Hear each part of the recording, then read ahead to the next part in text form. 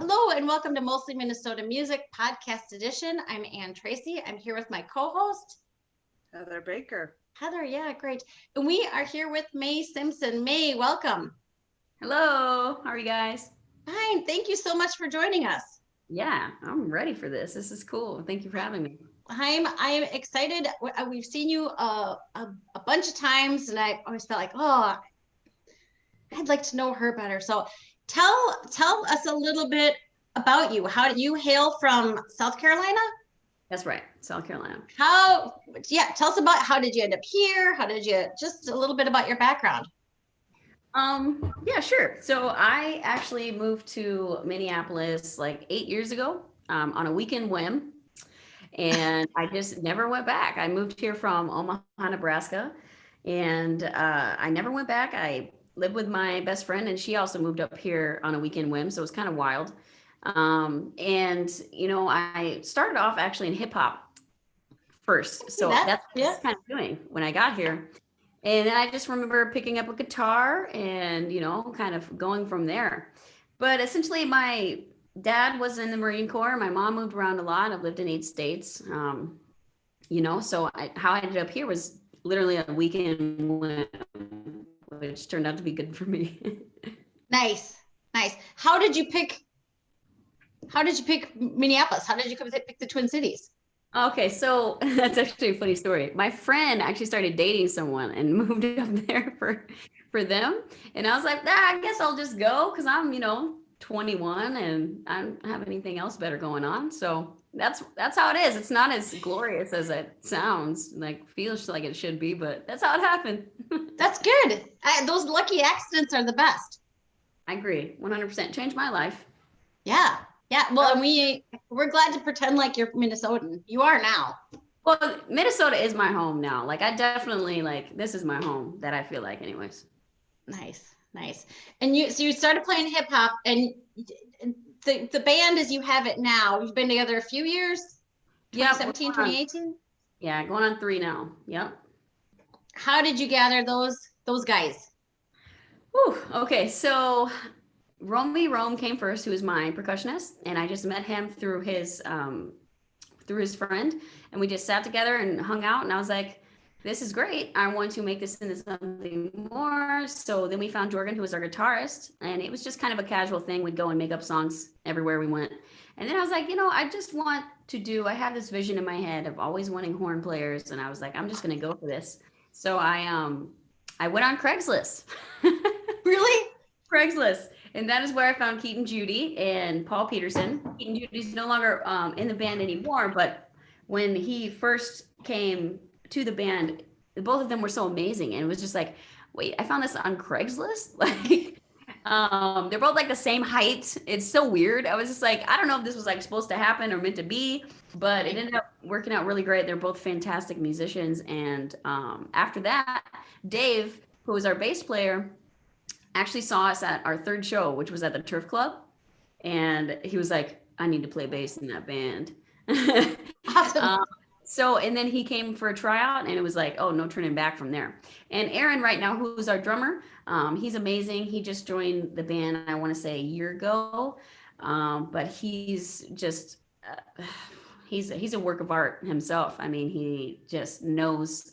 I always say, like, with a drummer, for me, like, you have to be in my soul. If you are not in my soul, like, it's just not going to work out.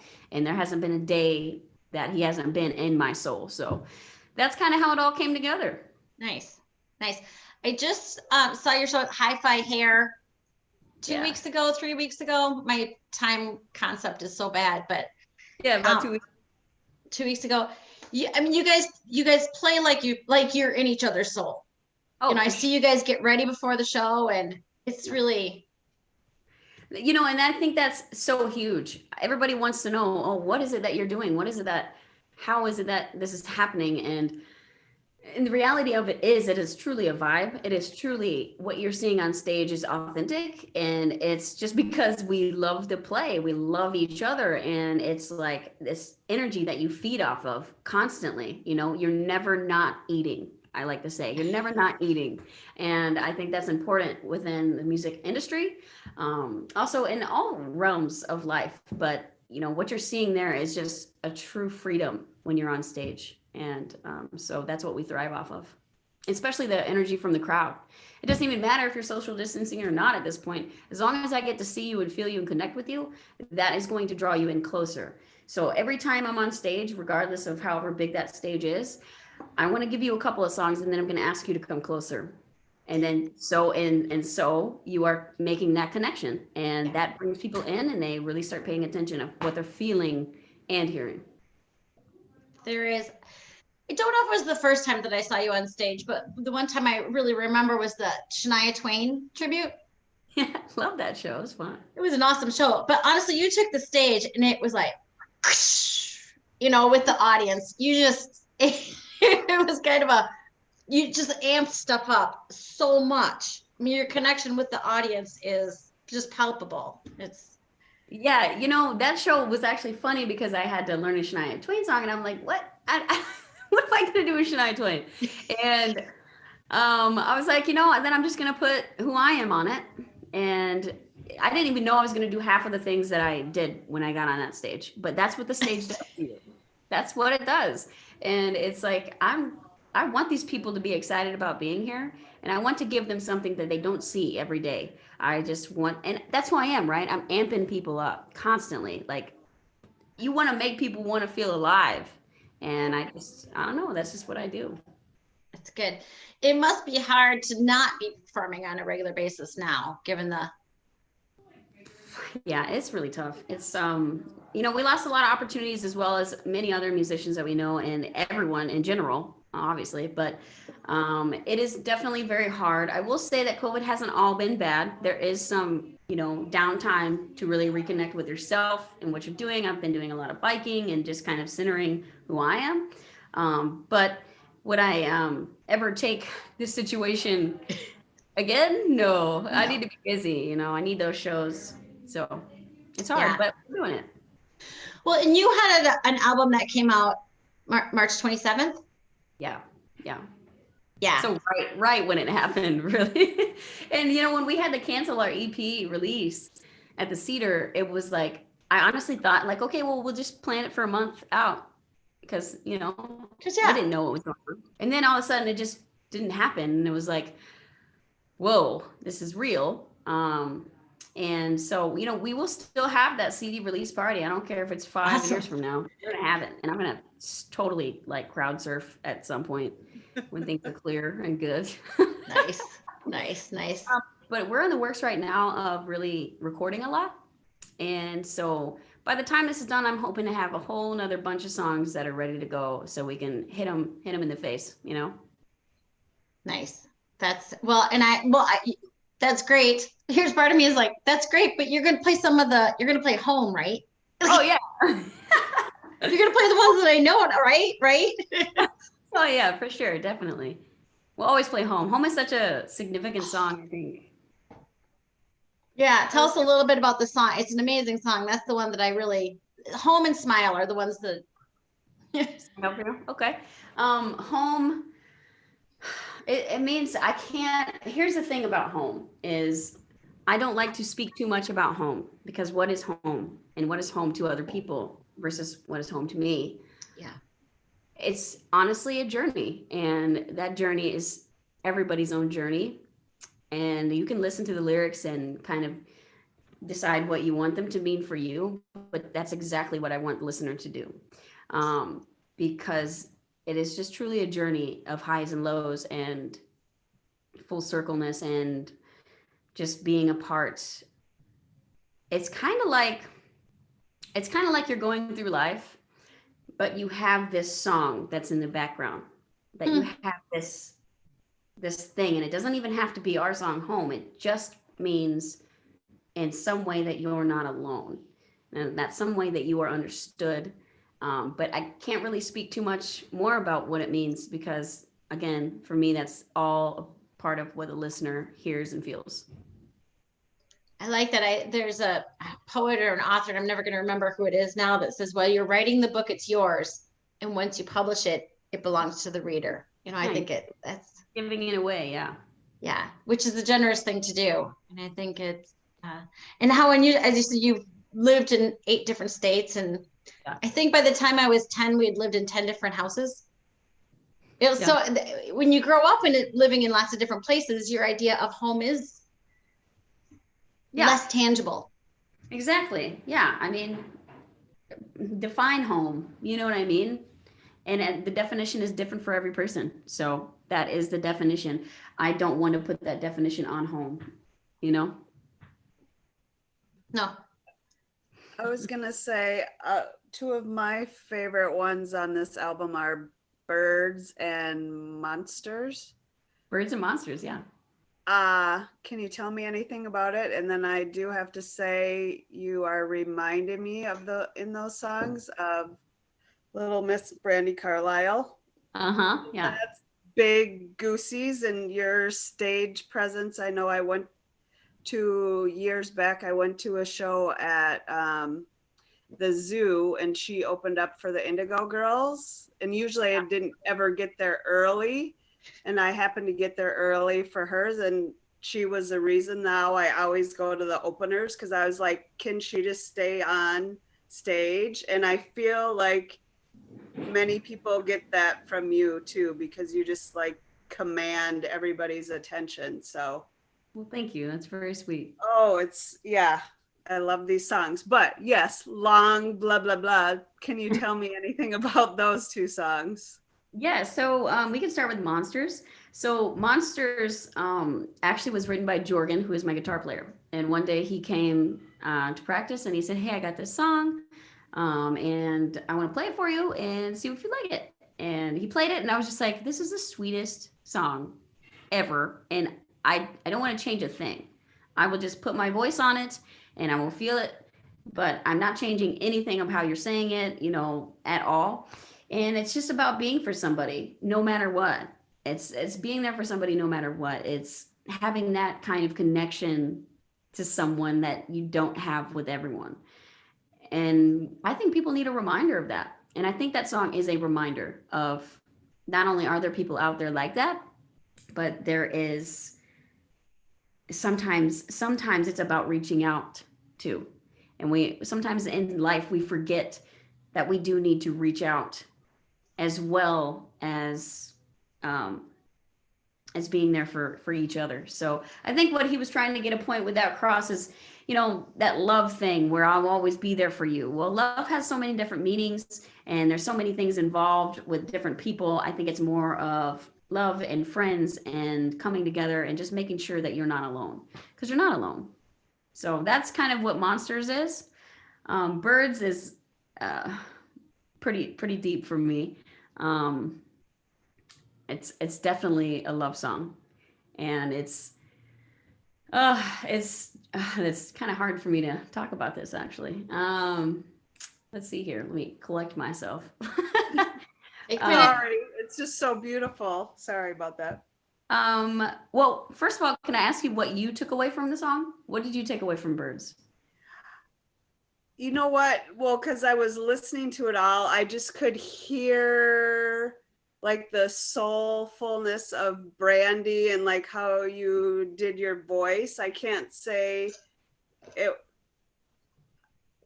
on the spot. I can't say what lyric. I think it's just the feeling that it gave me. Yeah. Like powerful and yet like a hug. I don't know. Yeah. I'm not doing a very good job, and I wish I would have wrote down the lyric, but I was just like, I don't know. I felt it. I feel that. No, I definitely feel that. So trace the birds on your body. Set them free. Those are actually tattoos.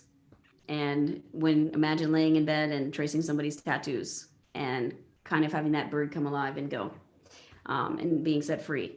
So that was going through my head when all that was happening. So that lyric really kind of hits me. And it's such an intimate song that it's totally about someone. You know what I mean? It's about a connection that you've had with an individual, whether past or present, that will always remain with you. It's a picture that you never forget. And again, with my writing style, I do go deeper within myself to find these lyrics And sometimes they won't make sense to who's ever listening or reading or whatever, but in that moment they make complete sense to me. And so I just had to kind of throw out my love in a way that I could put it into words, and those are the words that came out. I think sometimes when people do that, when you're very specific in that way, it would bring a different vision for me. You know, but it does bring something. I think that specificity makes it universal. Yeah. You know, it's a powerful way to communicate through music. Yeah, and I mean, I feel like I'm always communicating through music, and that's why, somebody's always like, "Oh, we need like simple lyrics or whatever." If somebody says that to me, it's like, when I'm writing, I want to write well, of course, and I do want to write those songs that people really are going to understand that meaning. But I also want to remain true to how I'm feeling, and whatever comes out for me, I know what it means. I know what it makes me feel, and I know that somebody else will put another meaning on it for them and to help them to get through or to help them feel a little something. And I think that's important. I think with a hip hop background, I mean, it's funny to think about because especially I think of some of the early hip hop that was, that might not have been Shakespeare, but the language is so important now. I think now that it's really evolved, that I could see where the words are so important in something like it, even more than another genre, I think. Oh, for sure. And I mean, when I was doing hip hop, it was fun time, but all through the years, I've been just growing and growing and growing, and my writing's gotten better and better and better. Even now I'm sitting back and I'm saying, wow, I'm really putting the work in to try to be a better writer. And I think that's what it comes down to for me mentally, is being able to tell a story, but make that story tangible to the listener. But also, if I want to, keep some of that for myself. And I think musically, for me, I have to keep a little bit for myself, because that's kind of what keeps me going too, is keeping a little for myself. Yeah. Well, that must give you the power that you have on the stage.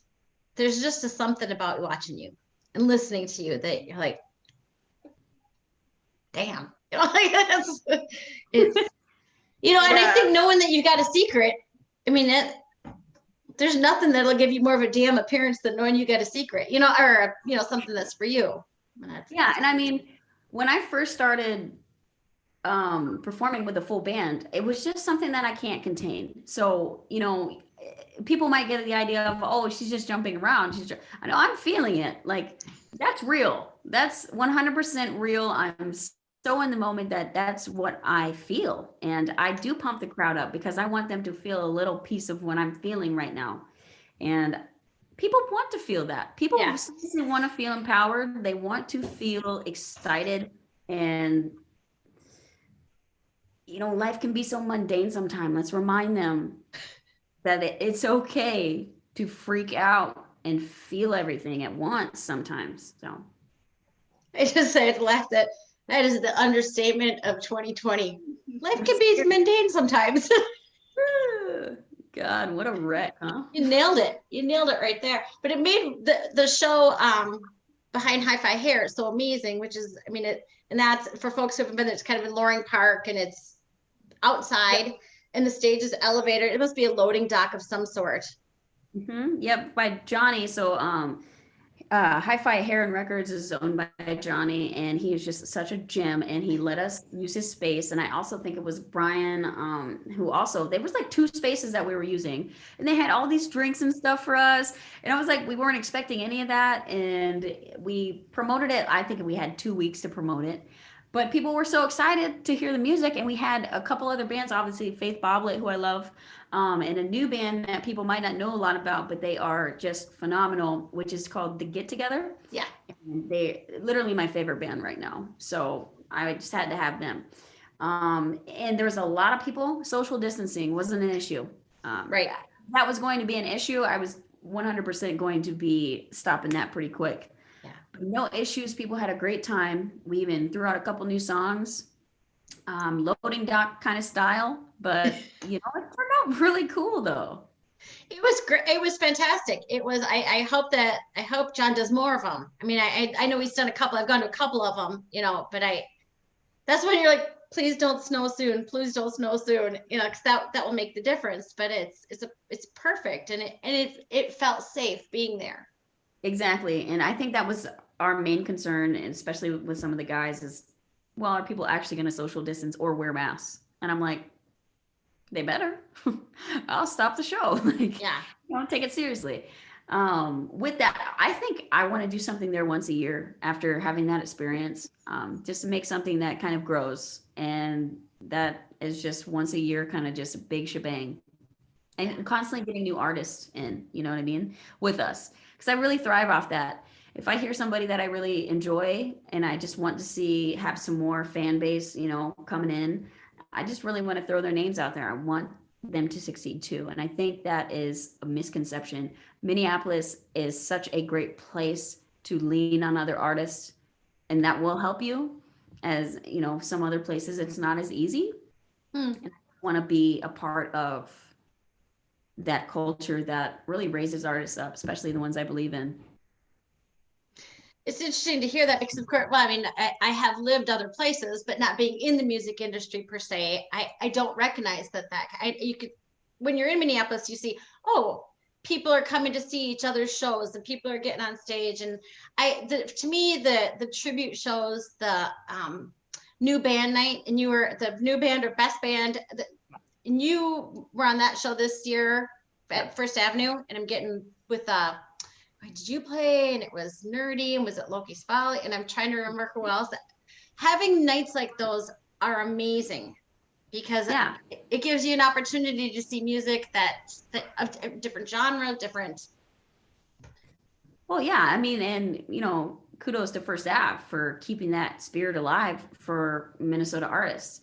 I think, as far as a backbone goes, that's a backbone for your local artist. And to have such a stage to be on, to have that opportunity, it's just, sometimes it's about how much work you put into something. How far are you willing to push it, and how far are you willing to go as far as putting the work in your music?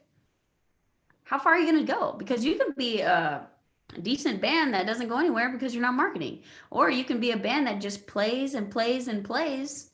It just makes people listen to you. Because at first I was like, oh, why is this taking so long? We should have been this a year ago, whatever. And then I'm like, yo, calm down, because you're a year old. You're a year-old band that's still tearing up the city, so relax.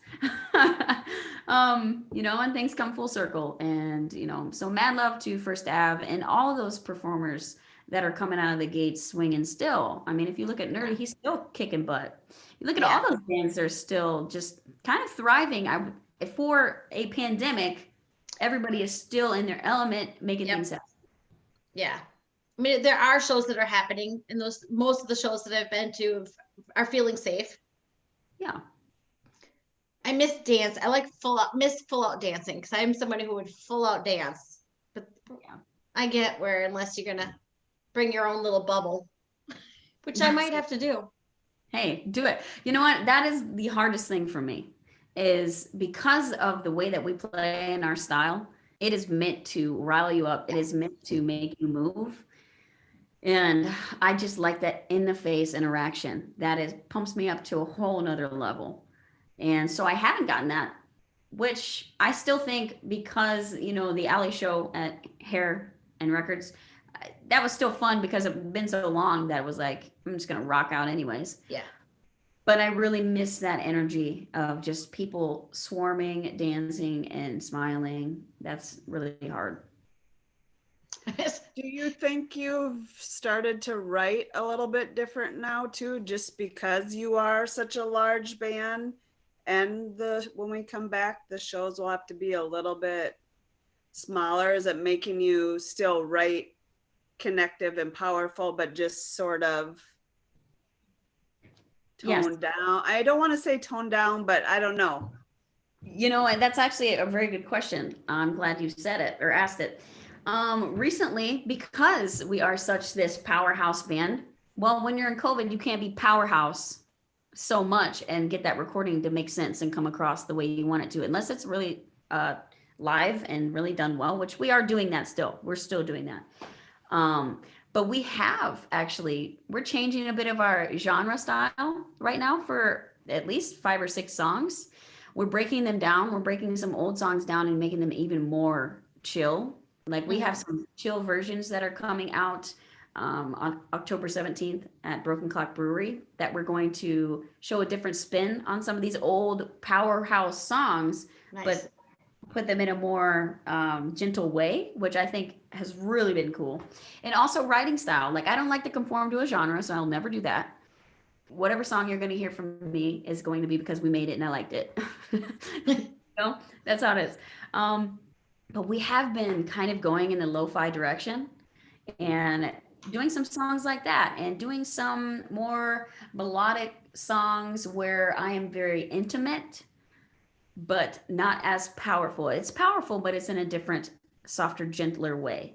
And also some new acoustic songs that I'm really excited about that really showcase lyrics, you know, because I feel like at this point, this is what we have to do. And this is teaching us, okay, well, you don't always have to be in somebody's face to get the point across, but you can do it in a very soft, gentle, beautiful way as well. So that's what I'm learning right now. And I think that transition is really cool because I think it's going to give the band another dynamic that we may or may not have had before.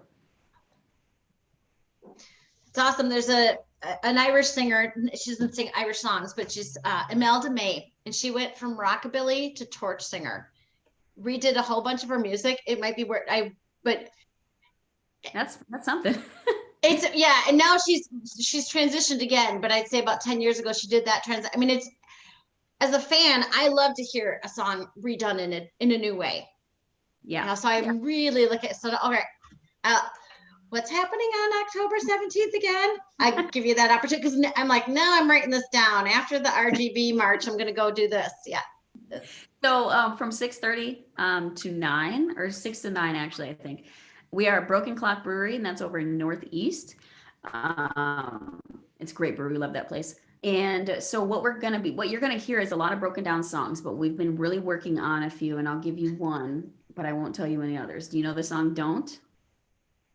Okay, so that's on our first EP, Feel It Coming.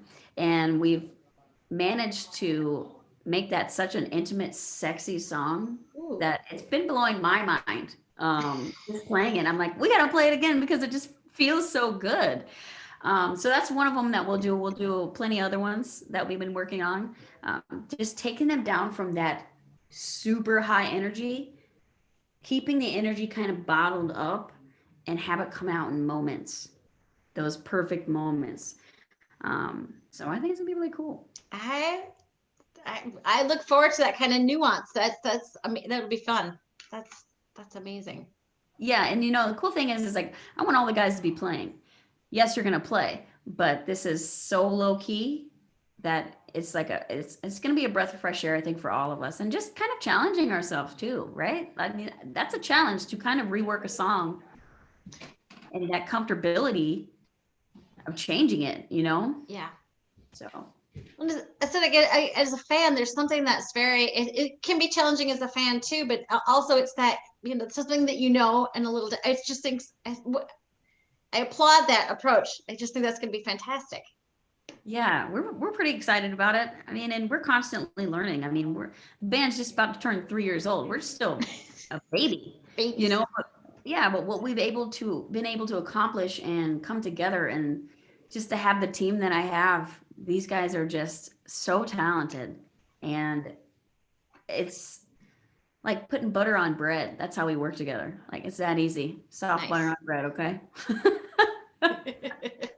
In your band, you mentioned you wrote, and then somebody, are you the main writer, or do you usually do it solo, or do you kind of bring any of your guys in, or how does that work? So that is a whole gosh. Okay, so basically I can bring them a song, an acoustic song, and I'll say, hey, this is the feeling I want to go for it, and then they'll do their thing behind it. they will make that whatever they feel that they make it. So it's definitely collective, I would say. If I'm usually writing the lyrics, but again, Jorgen comes in with a song that I'm like in love with. Oh, absolutely. If somebody else came in with a song that I'm in love with, absolutely. And I think that gives the guys this freedom of, oh, I am going to be heard, and I am completely a part of this because they are. Without them, there's no me. Without me, there's no them. Like that's how close we are. So it's a collective. Sometimes they'll be like, "Hey, I've been working on this riff. Come sing over it." I'm like, "Okay, cool." And then that's how the song is made. Or sometimes I'll be like, "Hey guys, follow me. I'm just gonna make this riff with my vocals." And then, that's how Wrong Side of the Bed came out. I was like, I want old school, I want some horns in there. I keep waking up on the wrong side of the bed. And then bam, you have this masterpiece. So collective, collective, collective. I was gonna say it's nice because when you hear your songs, you really do showcase everybody. It sounds like as a listener, and I was like, you don't always get that. There's kind of like a 1-star person you kind of know, and you have everybody. So that's awesome. I think that it's so important for me as a leader of the band. I want to give these guys as much love as I can. And that's so important. That's why every single show, they're going to have a few solos. You're going to get that light shown on you and your ability, because without this togetherness, this fierceness, you just get that one person that is the star. And I don't want to be looked at like that. I want to be looked at like, oh my God, that band changed my life, but as a whole, not just me. It doesn't have to be me. It can't just be me. It's very important that my guys get a lot of love. You're the coolest. I'm all right. Thank you. It is awesome to see you on set, because you really do get that feeling like, oh, awesome. I get to see it. And from the angle in the last show that I saw you, it was the percussionist. I was like, oh, this is fantastic. This is, just wherever you're seeing it just makes it a huge difference to have all of it. Oh, all of it. All the sounds, all the feels. I was going to say, yeah. And then your voice is powerful enough to reach every freaking corner of every goddamn venue. But when you have all of their instruments too, it's just like, yeah, it is an experience. So thank you. That means a lot. It really does. I mean, that's the feedback that you need, though. Like, God, be excited about what you're feeling and what you're hearing, because it is an experience. It's not just a band playing. This is an experience that you're having, and everybody plays a part in that experience. So it's, my guys they're my rocks, and, I'm so lucky to have them. I was going to say, I do remember Ann and I together on the side, and the Conrad, and I think his name is Bart, and they're both like, Maze up. Have you seen her? And First Avenue. I was like, that's a big compliment, because they see some pretty good shit every day of the week, and they were like, come on, get up here, she's coming on. You don't want to miss this. Staff were taking their breaks so they could watch you. Yeah. Oh, no way, really? That's just That's pretty cool. It's such a whirlwind, because you don't think that in the beginning, you think you're a band, you're having fun. I mean, I always had a vision. I honestly always knew I needed to make something happen. I felt it, and I still feel it till this day. Like, I'm not done. Something needs to happen here. And it's so weird to just think about 3 years ago when I wasn't doing it, but I've always had that calling for something a little bit bigger, a little bit more energized. And now I found myself here, and I'm blessed. And I'm blessed that people feel that way, like people are like, oh, let's take our break and watch May. Like that's such a compliment. You know what I mean? Like, I don't know. That's crazy to me. It's wonderful. It highlights the work that you've already alluded to, being able to work on things, being able to do something like that. And I think there's an old line: if you want to go fast, go alone. If you want to go far, get a team. Yeah. Which means that you're impatient for anybody. It's natural to be impatient the first year, but having those other people, part of forming that team is really cemented who you are as a group and how you're going forward. I mean, I think that's amazing. And that's the biggest thing, I stress it to the guys a lot, is that if we're not okay, this project isn't okay. Like, so when we need to have our talks, we have our talks, and they're open and they're real and everybody can have the floor. But once we are done with those talks, it's back to practice. It's hard to maintain people's feelings and energies. And, you're the leader, and you know what? I have to be this strong willed woman, and which I am. And I will put my foot down when I need to. But the amount of integrity all these guys have to be able to have those conversations, sometimes hard conversations, and then to drop it at the door and say, hey, I'm going to work on this. I'm going to do better. Like, you can't, I'm lucky. I found these wonderful humans that love music just as much as I do, if not more, who really want to put the work in. And that's the kind of bands you don't find all the time. It's the director's best job is pick a good cast. There it is. Yeah. If you've got good team members, which is amazing. And I think that, yeah, good job. And sometimes I think that's why women should lead bands and everything else. Hey, I'm a leader in my own world, I'm just leading around, but at the same time, being a good leader is also taking those criticisms, right? It's also listening to what everybody else has to say and basing your, decision off of the best projected thing, especially if it goes to marketing. And then it's like, oh gosh, what do you do? I'm not good at that stuff, but you've learned throughout the ways of doing things and what you can do better. So, yeah, Mama May. They call me Mama May sometimes. Nice. I gotta put my foot down every now and then. I think that's a good thing. It's funny, we've talked to a lot of musicians, and a lot of them who are maybe closer to my age than yours will say, if they had one message for their younger self, hold on to your vision and speak up for your vision. So it sounds like you're already doing that, which is amazing. Yeah, that's a real thing, right? Hanging on to your vision.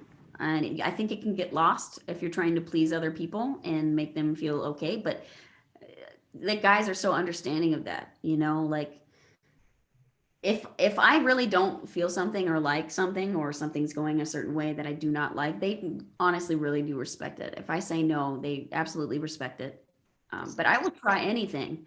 I think that's a part of being in a band. You got to try it. You never know. Be your next hit. But I feel really respected within my band, and I hope that they feel the same way. I'm pretty sure they do, though.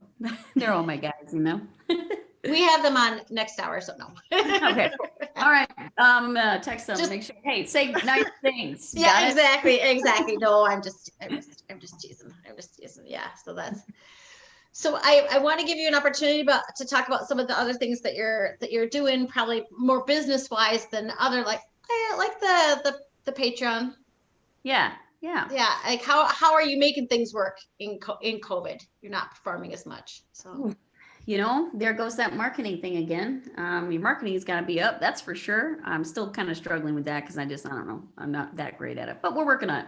So we are doing a lot of different kind of videos that we're gathering together. We're also going to release a Patreon, and I don't have the exact date, but it'll be sometime in November. So that would be really awesome if you could support it when it comes up.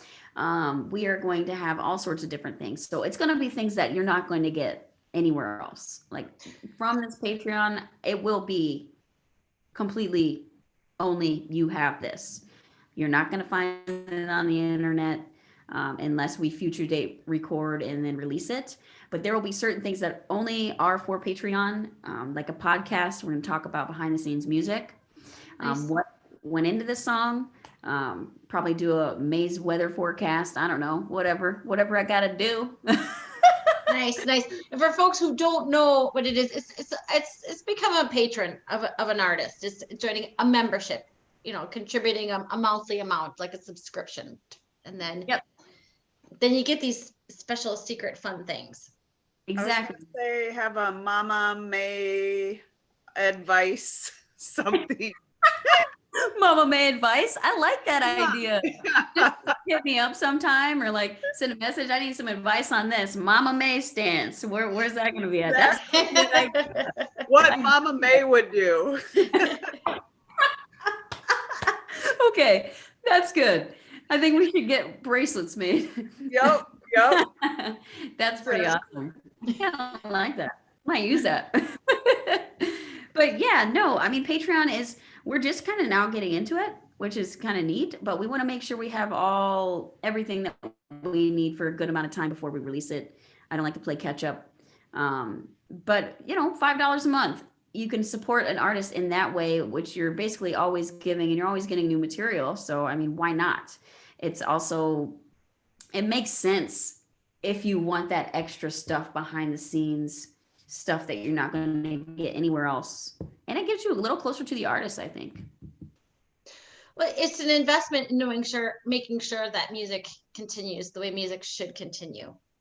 Some of us maybe used to go to see music 6-7 nights a week.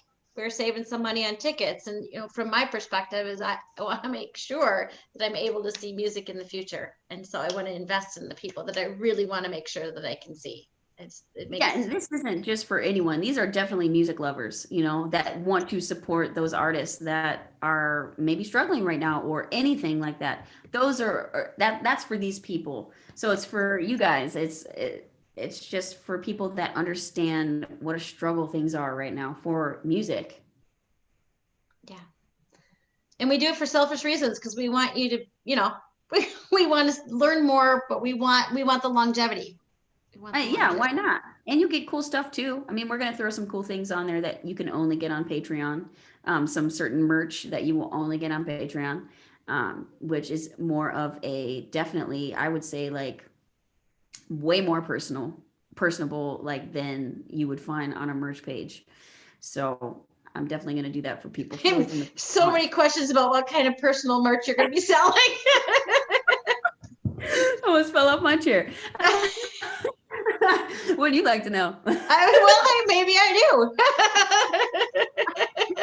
You have to wait till November. Okay, so that's good to know. So November, we'll be seeing some of this. Yeah, November, you'll be seeing that be released. So we're really excited about that. We're just trying to keep our heads going and making a whole bunch of music. We haven't stopped doing that. We won't stop that. Awesome. So remind people where they can find you in all of the places. Sure. Facebook, May Simpson Music. May Simpson Music on Facebook, MAE Simpson. Instagram, same thing. www.maysimpsonmusic.com. You can go check out some merch, and we also have vinyls that are for sale still from our newest release, Did You Make It Back? And gosh, Twitter, May Simpson Music, all that stuff. Bandcamp, we just put a Bandcamp up. Spotify's huge. Go listen on Spotify, May Simpson Music. Yeah. Awesome. Thank you so much for being here. So we've got all of that going. You've got the show you've got the Broken Dawn songs at the Broken Clock on October 17th. Yep. So that's awesome. And you're working on new stuff. And am I missing? And you've got and people can get you just said the latest album, that Did You Make It Back? So that's. Yep. And then I think we're actually at Mankato State on the 19th. I want to say that we're doing a full band show there for some social distancing for the students. Nice. But we're not doing too many shows right now. We want to be very careful with that. So, right. But you can check us out on Facebook and see those events and the calendars and all that. And then yes, of course, Did You Make It Back EP is out right now, and we want you to buy it. So, and it's a great album. It's a great album. So, a funny story about that album is that song "Sorry" on there. So if you get the vinyl, you can hear the original, because I basically just made the song up on the spot. So I wrote the "Sorry" song when I acoustically with Jorgen and made it up completely. So then Chris Mara, who produced it, who is also wonderful and great, he's out of Nashville. He was like, I want to make "Sorry" full band song. And I said, well, Chris, I just made it up. I Get back in there and Wow. write those lyrics down. So I was like, all right, fine. So I go back in, I write down the lyrics that I'm saying. I'm like, why would I even say that? Whatever. And then we go in and the guys are like, okay, we're gonna start the song. And it was just, it didn't have the same feel. I was like, I don't know. I was like, you know what? Why don't we make this kind of halftime as far as the beat goes? Make it just kind of like that pop. Give me that pop to it. And then from then on, it was just like cake. And I'm like reading off the lyrics, and I changed some of them because I'm like, I don't know if I like that. I'm making it up. But it turned out to be the coolest thing. And I love that song. It's just got such a cool little vibe to it. And it definitely, talk about genre bending. That's definitely one for me. Awesome. But yeah, Thank you. Thank you for that story about it. That's amazing. I'm going to listen to it again and maybe, yeah, I think I let my kid take the record player, the stereo up to college. I'll have to make a friend and listen to it. there you go. Well, you guys have been awesome. Thank you so much, seriously, for having me. It's honestly really cool to be a part of this, and you guys are doing wonderful things, and you're helping out artists and just getting the word out. And I think that is so important right now in this climate. Yeah. Well, thank you for all you do. As you said, we're happy to invest because we want to keep seeing music. Yeah. So, yeah. Thank you. Thank you so much. Thank you guys. Woo!